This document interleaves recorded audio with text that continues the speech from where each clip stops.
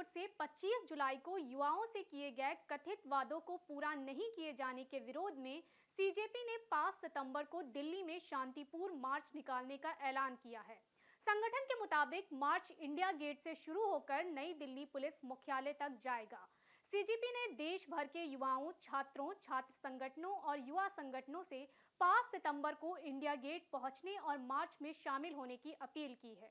बैठक में केंद्र सरकार और भाजपा एनडीए शासित राज्यों की ओर से 25 जुलाई को युवाओं से किए गए आश्वासनों की स्थिति की समीक्षा की गई।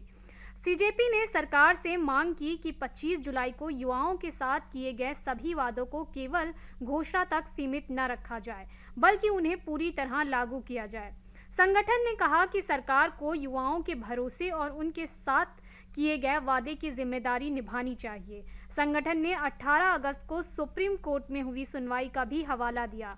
सीजेपी के मुताबिक सुप्रीम कोर्ट ने केंद्र सरकार से देश भर में दर्ज एफआईआर की सूची उपलब्ध कराने को कहा था, ताकि अदालत उन मामलों पर एक साथ विचार कर सके।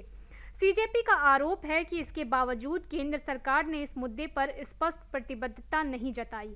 सरकारी स्कूल में बुनियादी सुविधाओं की कमी को लेकर कॉकरोच जनता पार्टी के संस्थापक एवं संयोजक अभिजीत दीपके ने सभी राज्यों के शिक्षा मंत्रियों को पत्र लिखकर स्कूलों की स्थिति पर सार्वजनिक जानकारी देने की मांग की है। पत्र में उन्होंने कहा है कि आज़ादी के 80 साल बाद भी देश के कई सरकारी स्कूलों में बच्चों को पीने का साफ पानी, उचित क्लास और बैठने के लिए बेंच जैसी बुनियादी सुविधाएं नहीं मिल पा रही हैं। पत्र में कहा गया है कि सरकारी स्कूलों की बदहाल स्थिति से जुड़ी तस्वीरों और वीडियो सोशल मीडिया पर सामने आ रहे हैं। ऐसे हालात में बच्चों को शिक्षा हासिल करने में मुश्किलों का सामना करना पड़ रहा है।